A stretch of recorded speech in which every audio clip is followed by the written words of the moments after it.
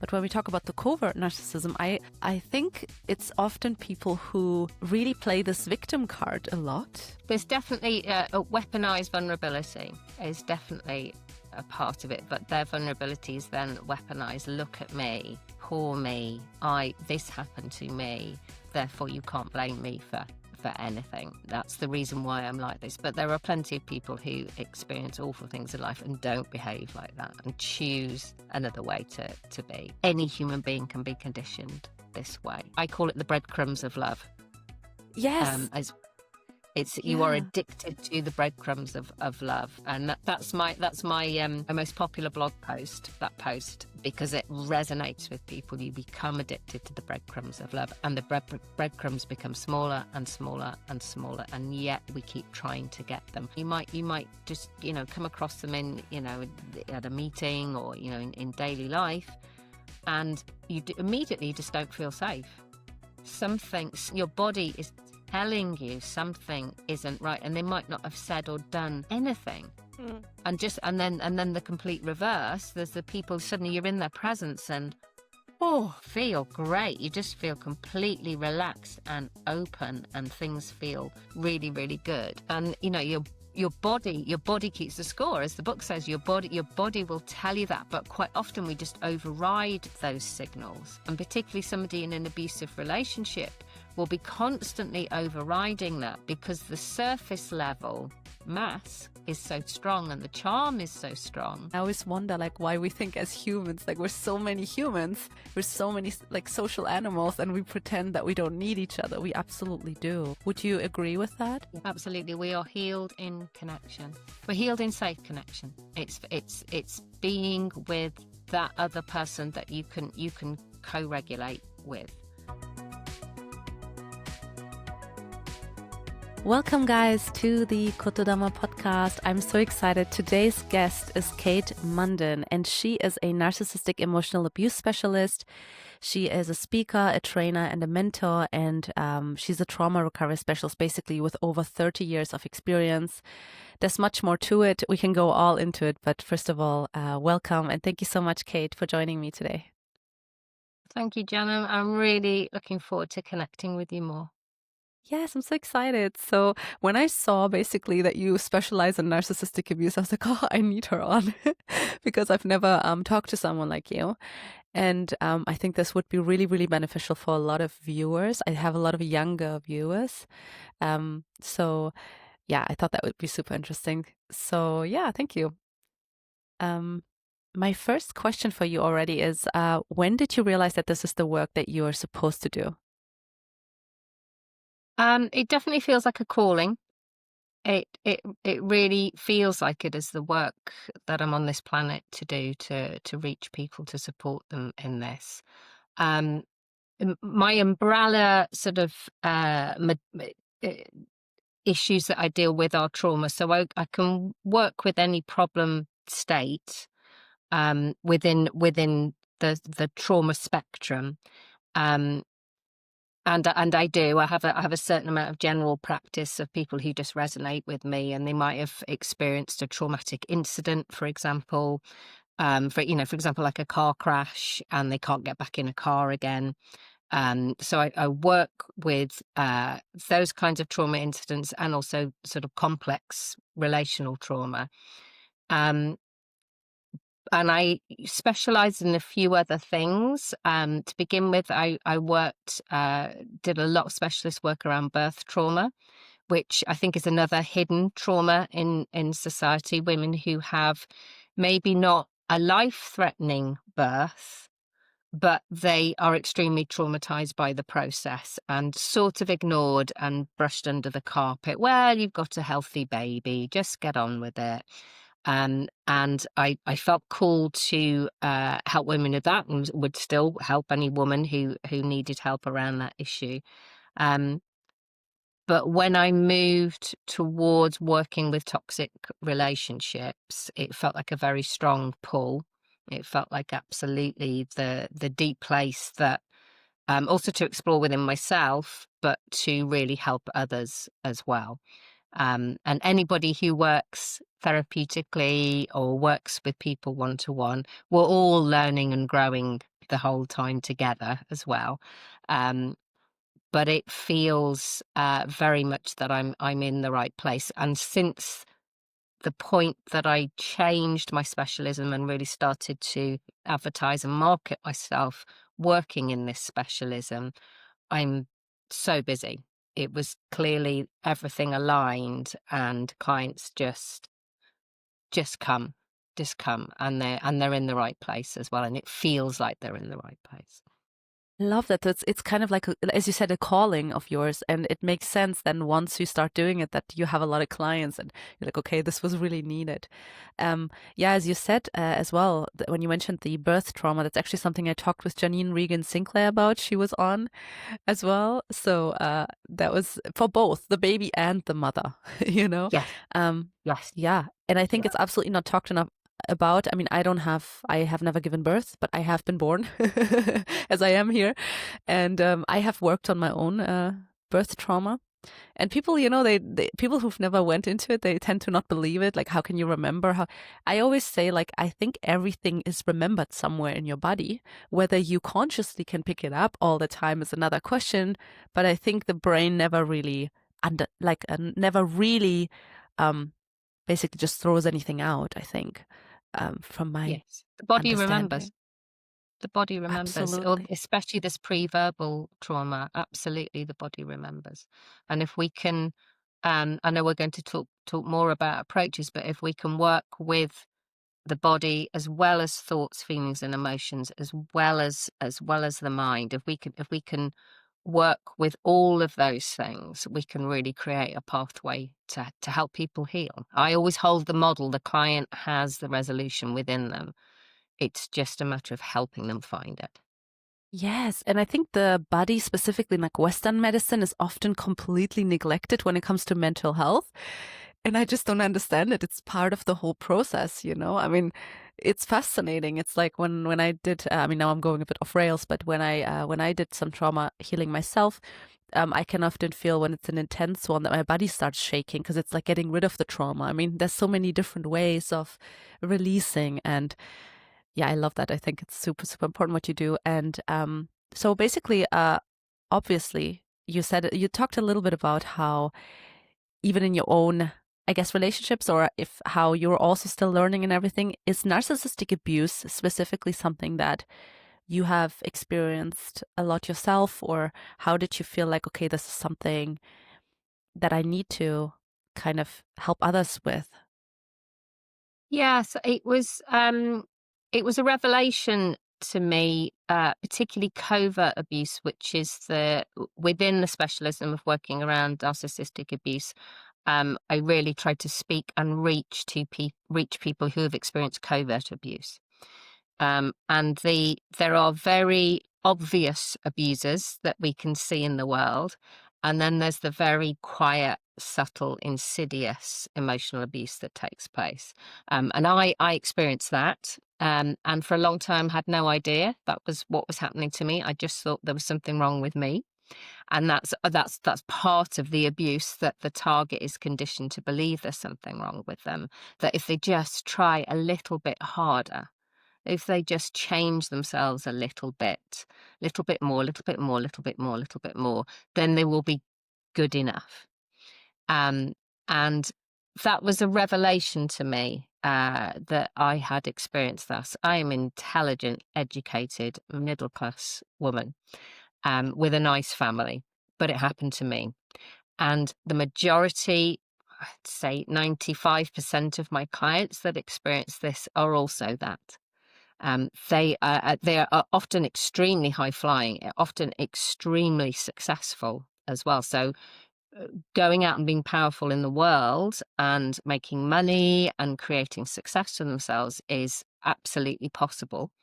But their home life, often when the door shuts, their home life is incredibly painful, and they are denigrated and dismissed and deeply unhappy and deeply unmet. And that was certainly the experience that I had. So even more so, it because of that, having had that experience, it feels like a calling. But also very many people who have not had that experience, and many therapists who have not had that experience, don't understand the insidious nature of how it can creep up on a human being. And all human beings can be conditioned. We can all be conditioned if the right manipulation tactics are used. Just as we're all conditioned by social media, we're conditioned by, prompts on our phones. We're all conditioned in certain ways, and that can also happen within personal relationships. And if that is your family of origin, if that's your main caregiver, your mother, your father, your other primary caregiver, if they treat you like that, then it's very hard to know any different. Yeah, But the it's legacy is incredibly destructive. yeah, it's kind of when people say, that the trauma felt like home. It's the only way that you know how relationships go. And, the word narcissism, I feel like lately, especially with social media and younger people as well, I think everybody kind of throws that word around. But I'm not really sure if people understand really what it is. Can you kind of explain first what narcissism actually is, and then kind of go into the difference? You said you do specialize more in the covert narcissism. Can you give us the difference between overt and covert narcissism as well? Yeah. So I'm glad you brought this up, because I think the word is bandied around. A lot, and on one level, it's fantastic. It's hitting the zeitgeist, and people are more aware, because sadly, I am very busy. It's this type of abuse is everywhere, and it is in families, it is in romantic relationships, and it is in the workplace as well. Quite a lot of clients that are coming through to me now are experiencing so much insidious emotional abuse in the workplace as well. So it is everywhere. But the word narcissist is bandied around. So there is emotional abuse, manipulation tactics that are again they're on a spectrum of behavior. Not all emotional abuse is narcissistic abuse. There are people who might be emotionally abusive through ignorance, through not knowing any better, through this is what their parents did, and then they're mirroring or copying that behavior. And they have an ability to look into themselves and realize actually that's not okay, and have a willingness to change or a willingness to step out of that behavior. Somebody high up on the narcissistic spectrum. So if you think of narcissism as a spectrum of behavior, in the middle of the spectrum, there is healthy narcissism. So healthy narcissism is a healthy sense of self to know and be able to reflect and actually see that you're good at something and you're effective. And it's confidence. It's an ability to be with self and know one's self, and also to admit your failings as well. I'm really, I am not a good baker. I cannot bake cakes. I am absolutely hopeless at baking cakes. My son knows Mummy ain't cooking a beautiful cake for his birthday, but I'm really good at making ice cream. No? So it's about admitting, this is what I'm good at, this is what I'm not good at, but having that sense of self. The lower down you go on that sense of spectrum, and you have no sense of self at all, the opposite to Narcissus, the echo, that's also a really unhealthy place to be. It's not necessarily destructive, but it's unhealthy.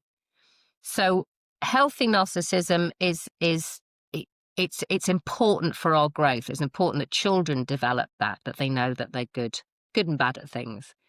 Then you start to get higher up on the spectrum of behavior, and the person is unable to be accountable, is unable to have a sense of self. And they generally, the very obvious, the grandiose narcissists are the bombastic, I'm brilliant at everything, trample all over other people's feelings, chest beating, that sense of grandiosity and entitlement at the top end of the scale, and just callousness and cruelness as well. Take, I want, and will trample over other people. the flip side of that is the victim narcissist, which is the covert narcissist, which have a very, very strong facade to the world of generally being the kind person or the poor victim. Quite often will function in society as somebody who gives a lot to charity, who does an awful lot for other people, who is out in the world presenting themselves as the funny, kind, generous human being. Behind closed doors are very, very different. And it's darkness and it's manipulation and it's cruelty and it's dismissiveness and it's silent treatment. And their friends and family will see them being loving and kind and generous to the outside world. And then there's this completely different person at home. And the facade is very important to the covert narcissist. The grandiose narcissist sort of doesn't care and is just out there in the world. And it can often be very much confused as strength when actually it's hubris and bombast and power. Power is really, really important. But the covert narcissist, the power is much more subtle, but there's still a lot of power there. That's really interesting. I mean, with the overt narcissists, like people who are openly abusive towards most people, or I think it's easier to see often. And to me, it always looks small and weak, to be honest with you, because I see right through it, obviously. I mean, nobody who has a healthy sense of self and loves themselves and kind of, I don't know, normal, I guess, healthy people don't have the need to abuse others in front of others or humiliate others or whatever these people do. So I think that's kind of easier for people to recognize. But when we talk about the covert narcissism, I just had to think about this thing of, I think it's often people who really play this victim card a lot. And then through that, I mean, do you agree with that? Because I feel like they kind of use that they have been a victim at one point, which is true. And that might be absolutely valid. Yes. Yeah. But then they become the abuser. And it's like, it's difficult because they're charming, right? To the public. And is that... Yeah, there's definitely a weaponized vulnerability is definitely a part of it, but their vulnerability is then weaponized. Look at me, poor me, this happened to me, therefore you can't blame me for anything. That's the reason why I'm like this. But there are plenty of people who experience awful things in life and don't behave like that and choose another way to be. And again, I said, as I said earlier, there are people who are emotionally abusive, but they're able to look at themselves and perhaps be accountable and take the steps to change and the steps to meet the other human being, perhaps that they're hurting. But somebody high up on the spectrum, they just don't have that ability because they perceive, or so it's unconscious, but it would be looking into the abyss, and they can't look into the abyss within because the sense of self is too fragile. Yeah, it's kind of like, I often feel, I mean, I'm thinking about some people right now in my own life.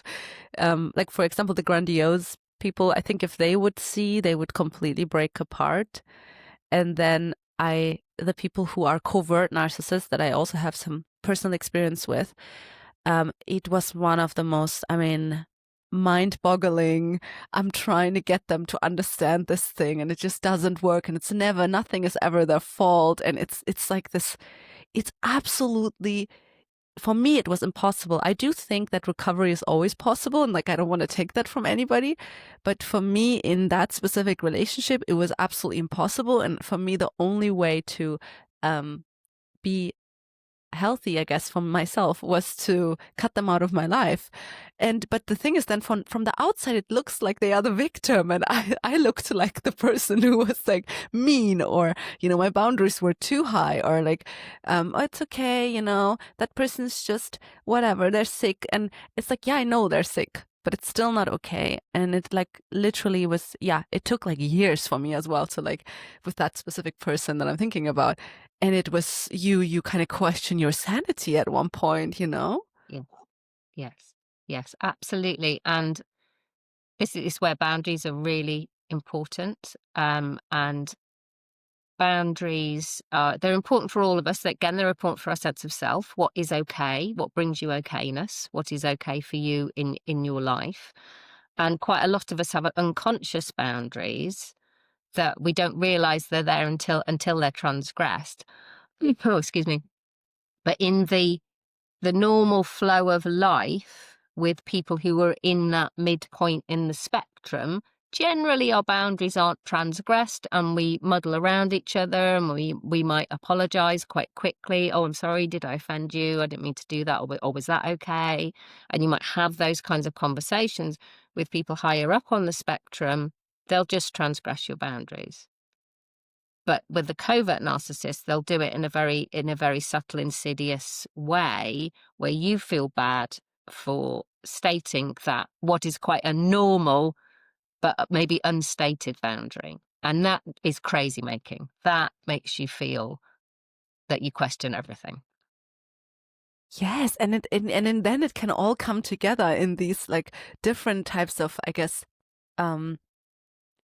mental illnesses, or like someone with let's say a avoidant attachment style and being a covert narcissist. And I have so many like ideas right now that like of people that I have met in my life that I have had relationships with, and where everything is your fault and everything is and it does make you it makes you really question yourself, and it's really, really sad. And it took me a long time with many people to kind of get over this thing and realize that no, I cannot deal with this anymore. And then it's interesting because I feel like then I step a little bit into a narcissistic, maybe in that healthy spectrum that you mentioned, where I'm like, no, these are my boundaries, and like I know that you have issues too, but right now I cannot be there for you because I have to first be there for myself. Yeah. But I think it's interesting that you mentioned the spectrum, because I feel like a lot of people, they like to look at it black and white, but I think it isn't, right? No, and I don't think it is, and I don't think it's, none of these things are black and white. None of them are. But I think what is important to state is that with narcissistic abuse, there is a pattern of behavior. It's when it becomes a repeated pattern of behavior, generally starting with some kind of love bombing and isolation. And then once the person is in love and isolated, then the denigration starts, or the confusion, the gaslighting starts. They start to be denigrated. They start to rely too heavily on the approval of the abuser. And then if it's a long-term relationship, might be within a family, might be a long-term marriage, for example. You might not be discarded as in the person walks away, but you're emotionally discarded within the relationship. And then the cycle starts again. So it's when you see a cycle, a pattern of behavior. And that's very different from somebody just being a bit selfish sometimes, or just saying something a bit nasty sometimes when they've lost their temper, or that's very different from these, everyone is especially in long-term relationships and in family relationships, everyone is a bit rubbish sometimes. But it's when it's a pattern and the client then starts to feel exhausted, numbed out, very confused.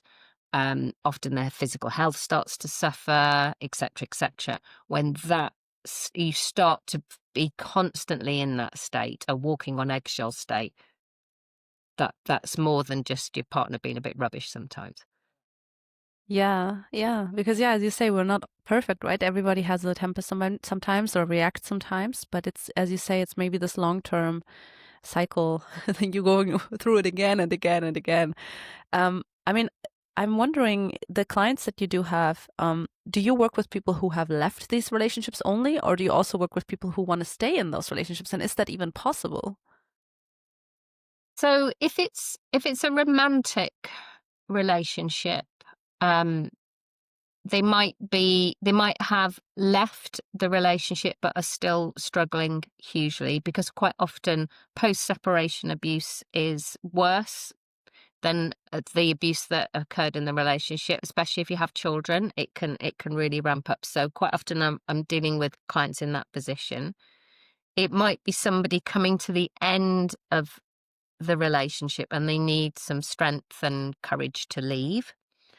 And some clients will just come in and they'll be really confused. They just know they're desperately unhappy.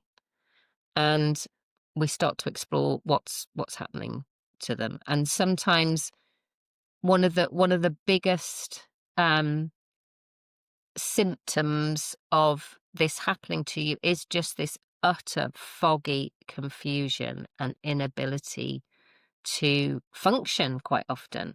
Quite often the client is lost because part of the denigration cycle is a real erosion and a pulling apart of the identity of the client. So the client really loses their sense of self. If it's a family member, it might be really difficult to go completely no contact. Depends how severe the abuse is. Going no contact can be really hard because there might be other family and societal pressure to stay in contact.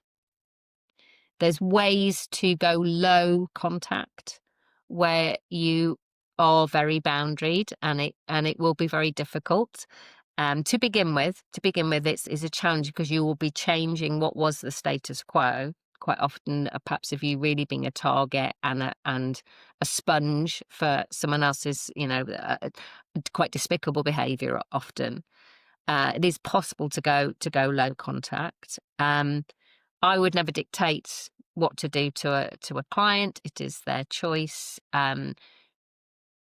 But I think what often keeps people hooked in is a hope that that person will change when they've shown you time and time again they're not going to. And that hope is part of what's called the intermittent reinforcement cycle, which is what keeps people conditioned and hooked in and trauma bonded with somebody. And intermittent reinforcement really works. It's what gambling is, essentially. Gambling is intermittent reinforcement, where you have sporadic reward. And if the reward is love, affection, kindness, sex, touch, all those things that keep us bonded to another human being, if that's part of the cycle, it is very, very difficult to break away. And I would offer any human being can be conditioned this way. But essentially, I call it the breadcrumbs of love. Yes. You are addicted to the breadcrumbs of love, and that's my my most popular blog post. That post, because it resonates with people. You become addicted to the breadcrumbs of love, and the breadcrumbs become smaller and smaller and smaller, and yet we keep trying to get them. And that's a natural part of the human condition to do that, because we're also naturally designed to forage for things. When we were hunter-gatherers, we went out and we foraged for food, and that was intermittent, because you'd come to the bush and there'd be no berries. Go second bush, no berries. Third bush, so many berries.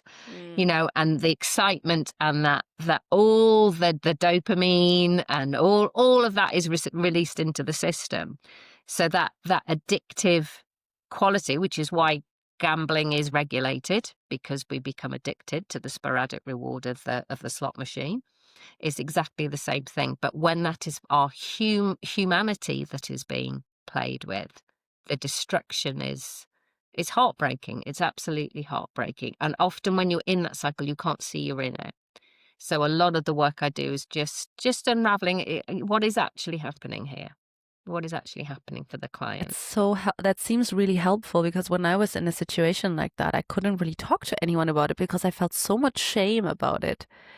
Because I was like, if anybody finds out, because like a part of me knew that this treatment was not okay. But the moment I feel like I would have brought that to someone, obviously everybody would have told me, oh, just break up with that person. And it just wasn't, I was addicted. And so I love when you talk about the intermittent reinforcement. I mean, it's kind of like the lab rats, right? When you give them they push a button and they get a treat or something, and every time they push the button they get the treat. That's less interesting for a rat or anybody, a human, than if they sometimes when they push the button and sometimes something comes out and they don't know when. And that's kind of, I mean, I'm going on a different thing here now, but I remember one of the fathers AI who created AI, and I forgot his name.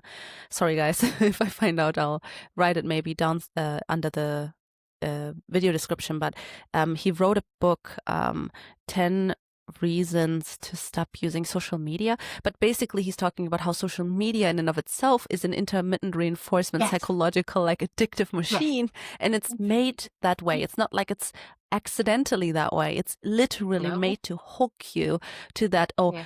I posted something and sometimes it gets 200 likes and sometimes it only gets 10.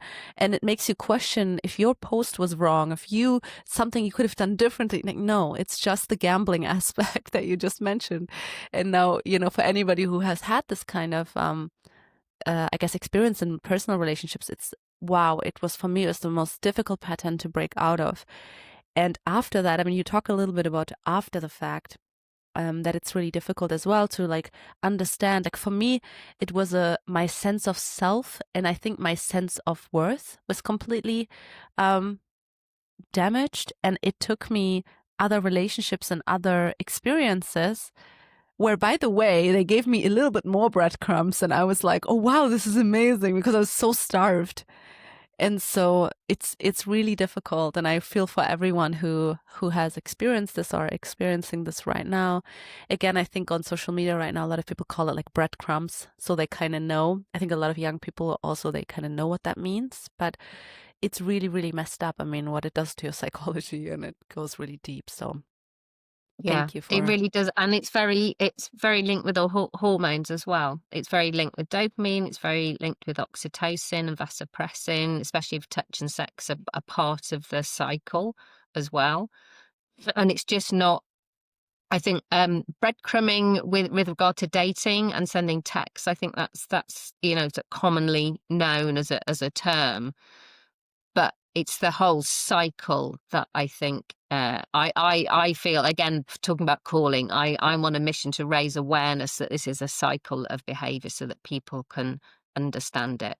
Because the target is desperately trying to get back to the beginning, that intense love bombing phase if it's a romantic relationship where everything is perfect.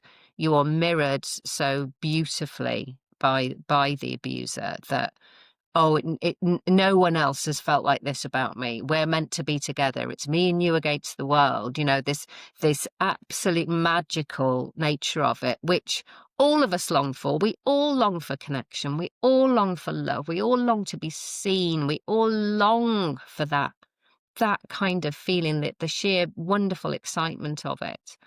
And we're longing to get back there, but we start to be denigrated until eventually we're accepting 1,000,000% of what that was in the beginning. But the relief of just accepting that small, tiny part, suddenly the system lets go a bit, and it's, I'm not crazy. I'm not crazy. They do love me. They did look at me and smile, which is just the normal, But the person has been conditioned to accept less and less and less. Yes, and that's also the interesting part is, there was maybe love, right? As you said, and it is so confusing because of that.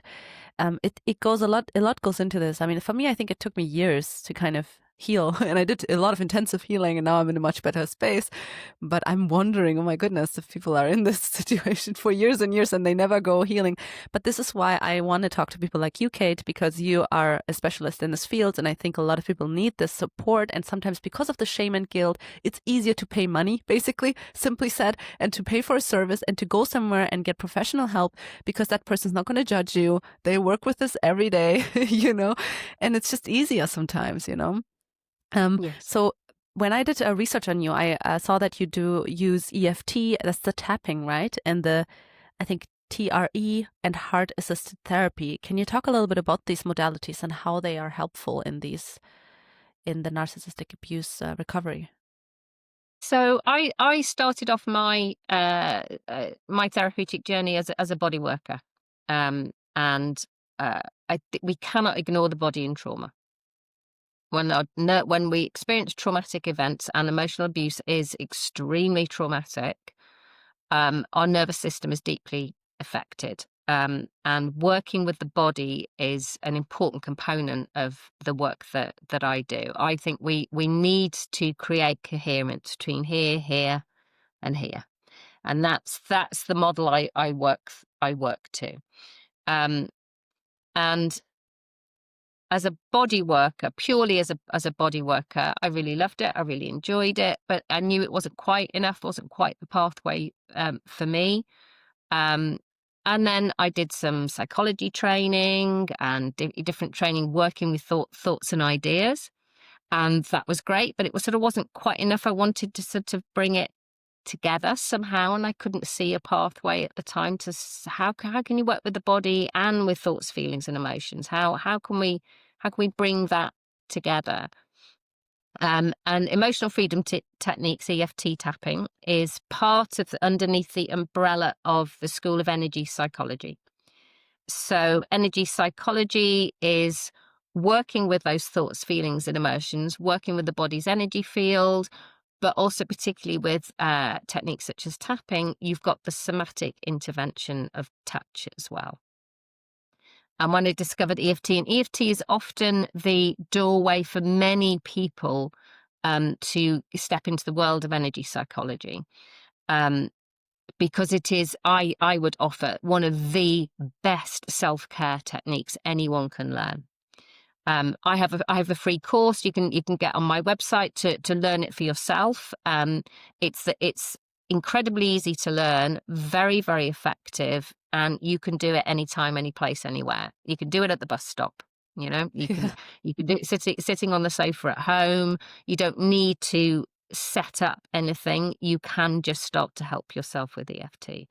So essentially what it does with EFT is we create a space where the client can be with what troubles them in a safe and nourishing way. We create a nest through the tapping process to regulate the nervous system, regulate and bring into coherence the energy field so that the client can be with maybe an unhappy memory. We always start really small. Could be something. One of the first memories I worked on with EFT was I'm not very good at mathematics. It's not my great skill. I'm not a complete idiot, but I'm not brilliant at it. And I had a childhood memory of we all had to stand up in class. I think it was the first day of secondary school, and we all had to stand up, and we couldn't sit down until we'd answered a maths question. And I couldn't answer the question. Talk about abuse. And it was agonizing. And the shame and the embarrassment of standing there, bright red in the face. Everyone else had sat down and I couldn't answer the question. And that stayed with me, and it stayed with me as a resonance through my life. Oh, I'm stupid. I'm dumb. I can't do maths. My brain used to freeze whenever I used to have to do maths homework. It really stayed with me, and it really impacted my life. And one of the first memories that I worked on with EFT was to go back into that memory while we do the tapping technique and process that emotional resonance that had stayed with me. And all, as you talked about earlier, about shame, about shutdown, that we make these judgments about ourselves in those moments. And it takes away our emotional freedom. And what EFT, emotional freedom techniques, does is bring back our emotional freedom. So now I'm still not brilliant at maths, but I'm not shut down by it anymore. And the money I pay to my accountant every year is one of the best bits of money I spend in my business, because he's the expert at that. I'm good at this stuff, you know.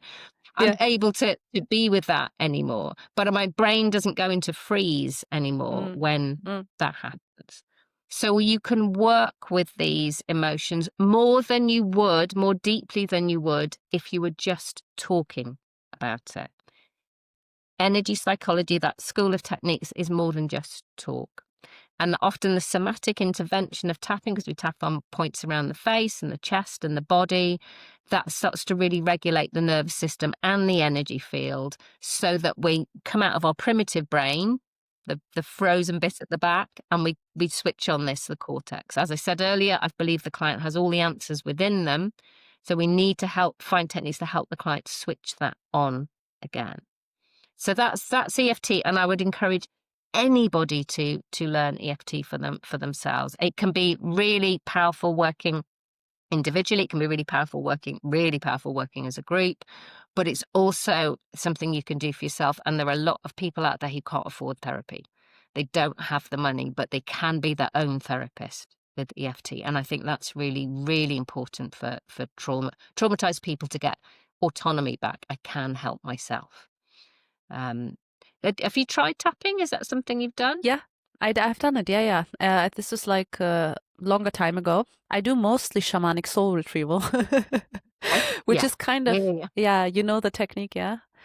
Yeah, it's kind of like inner child work. It's a mix of meditation, trance. I go deep into a childhood memory, and in essence, I change the memory to something that I would have rather happened.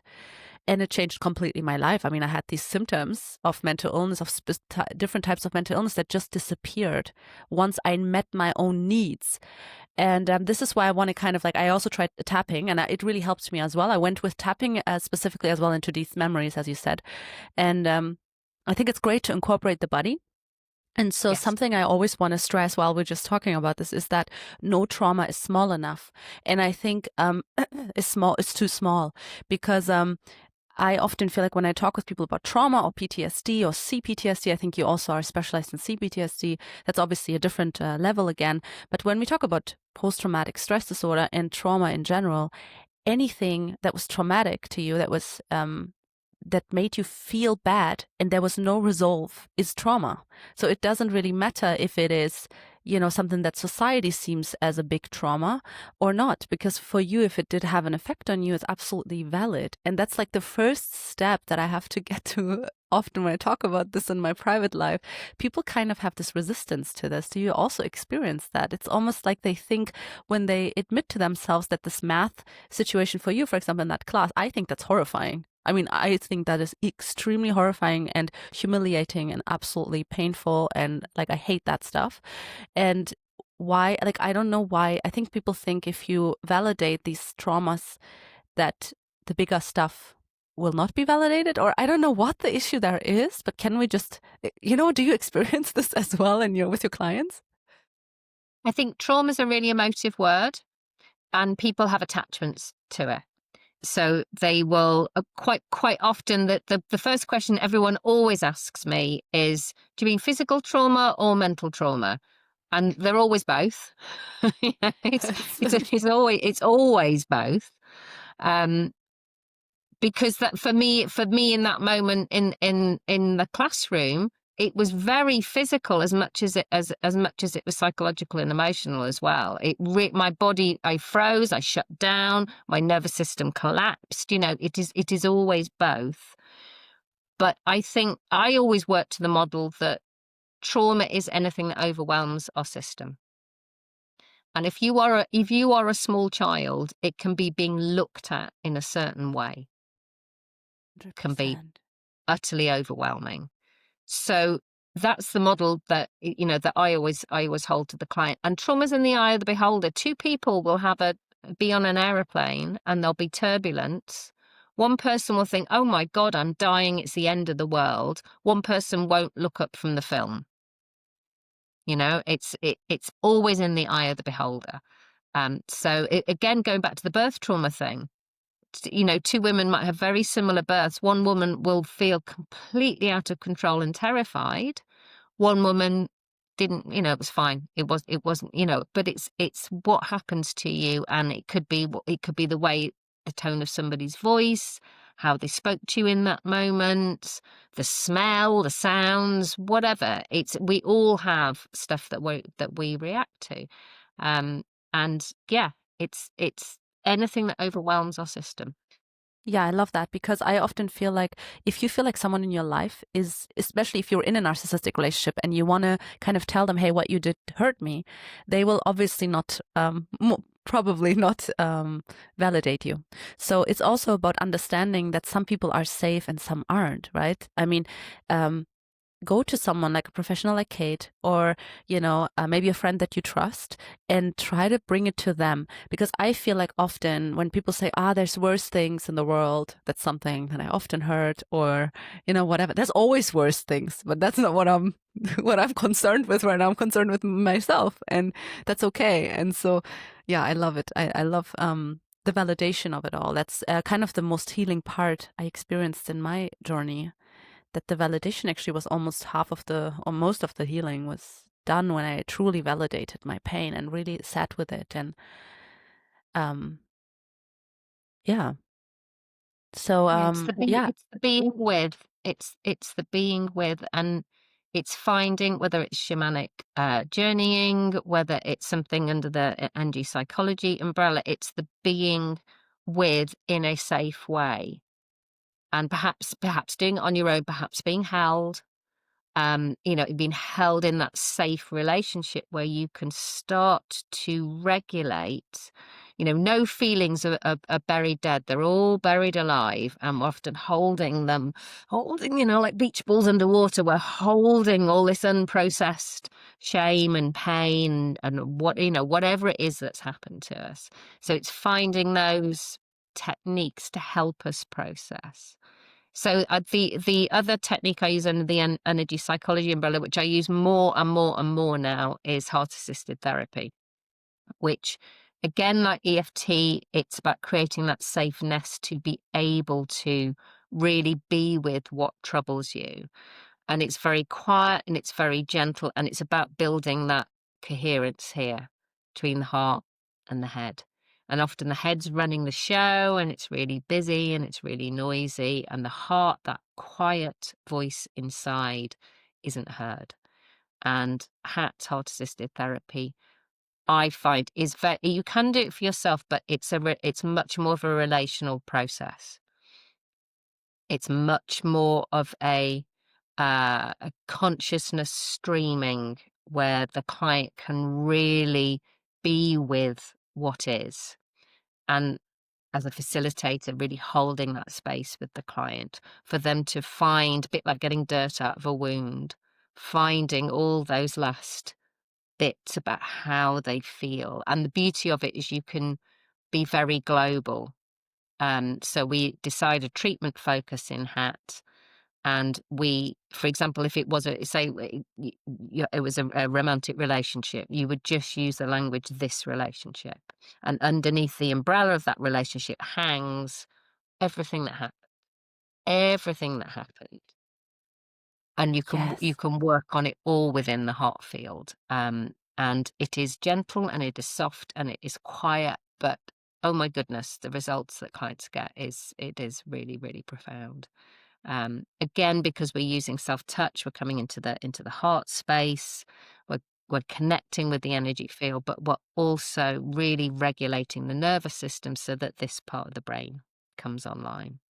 Yes. And it's very easy to learn as well. It's very quick and easy to learn. And this position, this hand position, there's a whole new research has come out that this is the most self-comforting hand position that human beings find. We all come here. We all come here when we talk about how we feel. We come to this position at the heart. Yeah, I find myself sometimes in this position when I'm in shock, when something happened that's a bit shocking. I kind of hold myself here on the chest, so it makes sense. Yeah, it's like we know these things, right? It's almost like the body always is healing, is trying to heal. So in whatever ways. I love how you also talked about the relationship in there, and that it's okay to ask for help, basically. And, I know that not everyone might have the means to do that right now. But if you can find even a friend or something that could be sitting with you while you do something, while you go into the memory. Like I have done that with close friends of mine, where we were there for each other, which is so beautiful because I think two things happen then. One, you heal your trauma, obviously. And the other one is you heal another trauma, which is the relationship trauma there, because there's another person who sees all of you in your pain and they're still there and they still love you. That's such a beautiful, beautiful healing experience. And I always wonder, like, why we think as humans, like, we're so many humans, we're so many like social animals, and we pretend that we don't need each other. We absolutely do. Would you agree with that? Yeah, absolutely. We are healed in connection. We're healed in safe connection. It's being with that other person that you can co-regulate with.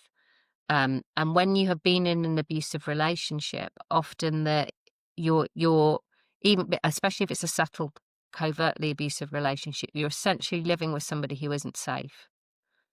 And you're desperately trying to regulate the whole time, and your nervous system just becomes more and more and more dysregulated. And we don't stop making cortisol. We just keep on making it. So we make more and more and more. And what happens is the body starts to break down around it. Those who've been in destructive relationships will know that. They will know that. They will know the exhaustion. They will know the brain fog. They will know how they used to be able to think clearly and make clear decisions. And quite often, a lot of my clients have chronic illness as well, because the body is just in this soup of unhealthy hormones rather than healthy hormones, because this person that they live with is unsafe. But when we come into relationship with safe people, as you say, and we are seen and we are heard and we are validated and we are held to that judgment, that's profound healing. I mean, profound deep healing. And we can do that with our friends, with our loving friends. And there's people that we know in life that you come across them, and you might just come across them in at a meeting or in daily life, and you immediately just don't feel safe. Your body is telling you something isn't right, and they might not have said or done anything. And then the complete reverse. There's the people, suddenly you're in their presence and feel great. You just feel completely relaxed and open, and things feel really, really good. And your body keeps the score, as the book says. Your body will tell you that, but quite often we just override those signals. And particularly somebody in an abusive relationship will be constantly overriding that, because the surface level mass is so strong and the charm is so strong, but they're overriding actually that deep intuition. And the other work that I do, the very body-based work that I do, the TRE, the trauma release work, is where we were purely working with the body. And as you described earlier about your body shaking, that's what we invite in the TRE space, to invite the client to find their neurogenic tremor, because that tremor is your body's natural, innate, organic ability to self-heal, that tremor. And when we invite the body to tremor in a regulated, safe way with safe people, we're essentially discharging all that cortisol that the body's been making. And it brings us back, it sort of turns the dial back into bringing the body back to a regulated state. And that's incredibly powerful when the client can do that. Needs to be done safely and slowly, because for some people, they won't have felt their bodies for years. They won't have been able to feel, because they'll have overridden all those internal signals to survive, and they'll be living in a very numb state. So coming back into feeling, we do very gently and very slowly. Yeah. But we're inviting that sense of being able to trust your body's signals again. And when the client can do that as a whole package, if we're working with thoughts, feelings, emotions, and the body as a whole package, that's what I really believe is we're bringing that all three coherence in then, and the client can feel safely again. And again, once you've learned TRE for yourself, so it's a bit of an alphabet soup, but once you've learned TRE for yourself, you can also do it for yourself.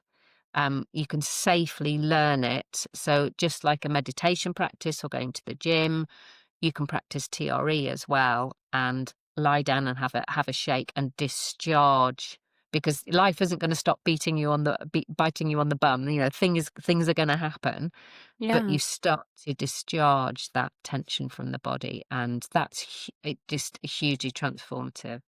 Often the feedback we get in the TRE world is that their feedback is often, "Oh, I thought I knew what relaxation was, but this is completely different," because most of us are going really fast and not really regulated as well.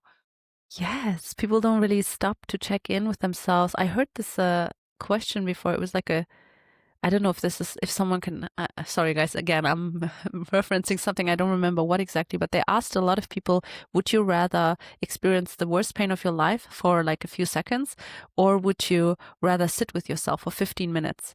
And most people chose the pain. And I'm just like, how bad is this? What is going on? Like, why can we not sit with ourselves? But I do also understand that, because I've been in that position, and it was one of the scariest things I've ever done, is to fully go into myself, basically fully sit with myself. When you talk about the shaking, I just want to quickly say, right, that's like how deer and like animals, after they go into shock, they just start shaking right after. Like animals, I mean, dogs do that too when they had a little shock or a little something. It doesn't have to be Exactly that the same. huge. Yeah. Same thing, yeah. And I'm just like, why do we not accept that this is also, we're also humans? It's okay to do that. I love that. And yeah, you talked a lot about this, like the body and the science and the intuition as well. And one things that I feel like the healing can bring is trusting in yourself again, because now you really do. You're there for yourself, maybe for the first time, and it brings about this sense of intuition and this, yeah, just a trust in yourself, which is really beautiful. And when you're in a room with someone and you don't feel safe, there must be a reason for it. It might not always be that the person is really unsafe, but I think sometimes it can be a response to something that represents unsafety for you, right? I mean, it's important, I think, to listen to that. Can you give a few examples of, like, for example, what your body, like signs of the body, who people who are not really used to looking at these emotions, and maybe something, yeah, that people can notice it within themselves? The big one I would suggest is feeling numb when you're not really feeling. It it's a survival strategy. It's the hardest thing to work with in trauma. It's where we go really, really slowly, because if you think of it like a bell curve. So at the bottom of the bell curve is everything's great. I feel really good. I'm really in my body. I'm able to self-regulate. Everything's good. You start to get squeezed, and you'll maybe feel a bit anxious, a bit irritable. Something's happening that's squeezing you a little bit. Then you might get to panic attack stage, or you might be full of rage, depending on what your responses are. There comes a point where you squeeze too much and you check out, and things are too much, and you go into what we call dissociation. And it's been a very psychological term for a long time, but there's physical dissociation as well, where we just can't feel our bodies either. We're very disconnected from our bodies. And it's also the body's heroin is released up here. So it's a very dreamy, lovely state to be in, but it's essentially very disconnected. We're disconnected. It's almost like there's a gauze between you and the world. And as you start to come down that curve, we start to feel again. But as I said earlier, no feelings are very dead. And often what we come down and meet is that panicky feeling or that Mm. irritation. Just as you said, what would you take? The worst pain or sitting with yourself for 15 minutes? Many people don't want to come down into that panicky feeling.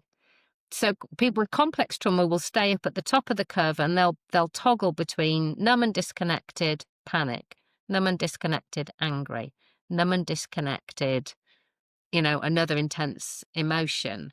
So what we want is to bring the client down the curve very slowly and very gently, using which is why I like the Holy Trinity of using the techniques where the body is nourished. Perhaps we go by the door of the body. We're doing some tapping. We're working with the heart, so that the client can gently re-enter feeling. So I would say that numbness is the It's the hardest thing to work with, but it's not truly living. If you are living in a disconnected, numb place and not really feeling, you're not really living. And it's hard work to come into the body. It's hard work to feel. But the richness is really on the other side. The richness is on the Yeah. other side of that panic and that anger, where you come down and then, Yeah. oh, now I can take the world on. Now I'm confident. Now I'm strong. Now I can function. And it's helping the client find that again. Yeah, and it's valid. Again, I want to stress that it's valid that you feel anxious. It's valid. There was a Mm, reason for you. And I often yeah. experience, and I often say this to people who have never done emotional healing or, any of these healing modalities, is that the emotion that you suppressed for like maybe 15, 20 years or whatever, 2 weeks, actually releases quite quickly once you look at it. And sometimes it takes an hour, sometimes it takes literally 10 minutes. I mean, do you have that same experience that people are like, I don't want to look at this, I don't want to look at this, but once they do, it's actually easier than they thought, and it's actually quicker than they thought. Yes. And I would add, it's actually quieter than they thought. My personal experience is that deep resolution is often, it's poignant and it is charged, but it is quiet because the client's really able to ride the waves of it. Um, it doesn't have to be drama. I think there's a fear often that it can be drama, and drama can be a mask as well.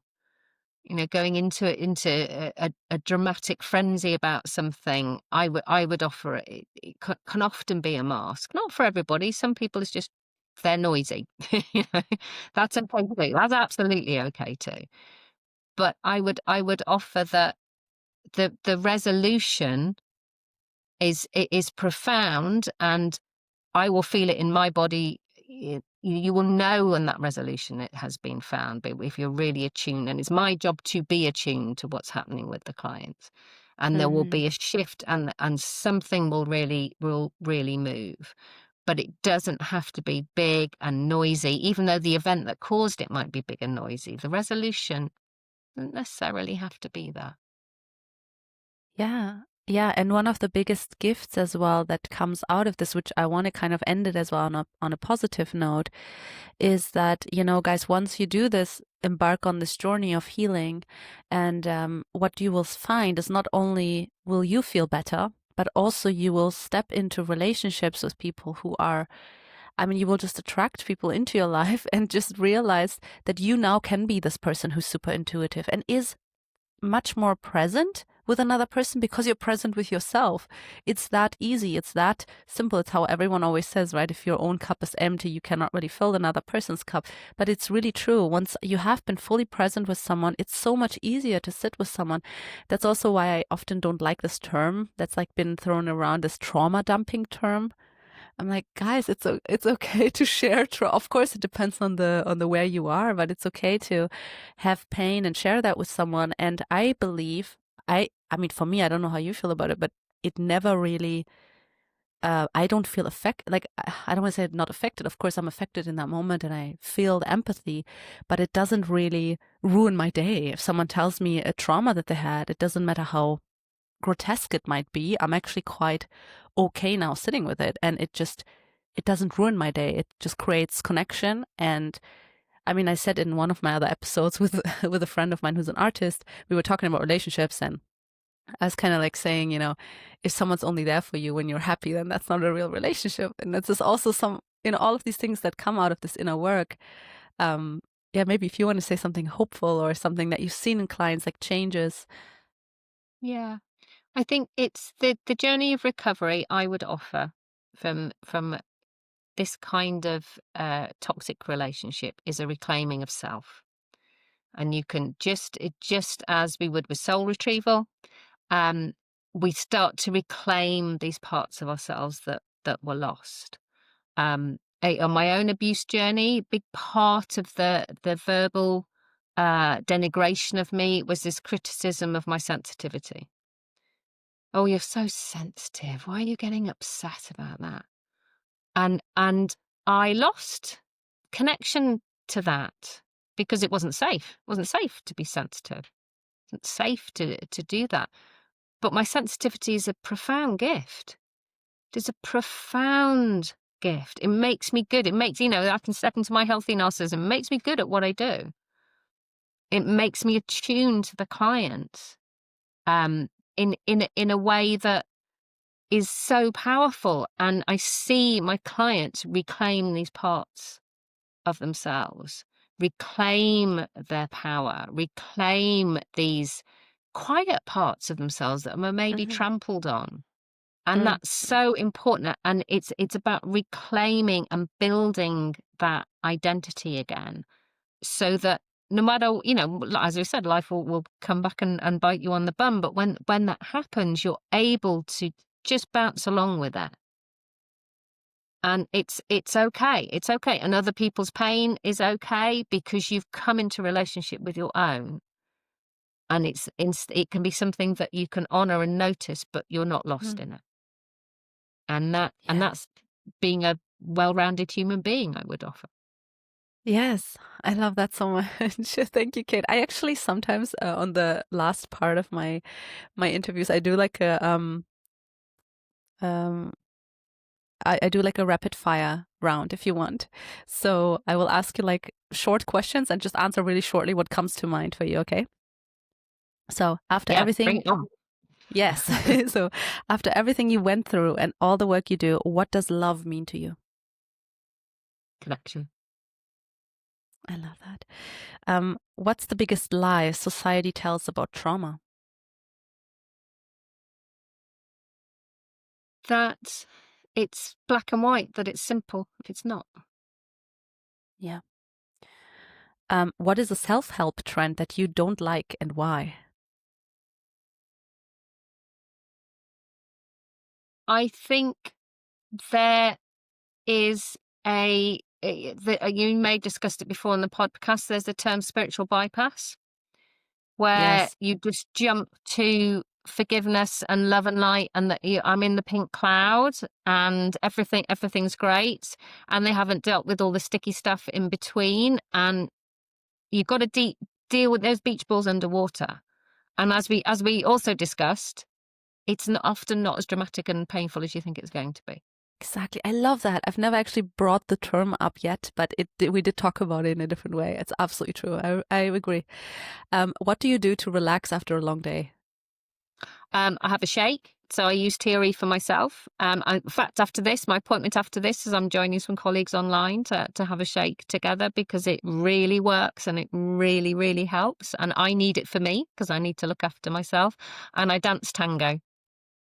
Amazing. Yes, dancing. It's so good too. And what's a habit, lastly, what's a habit that changed your life? I think learning, it is a work thing, but learning energy psychology was absolutely life-changing. Absolutely life-changing, because it really is the difference that makes a difference. Amazing.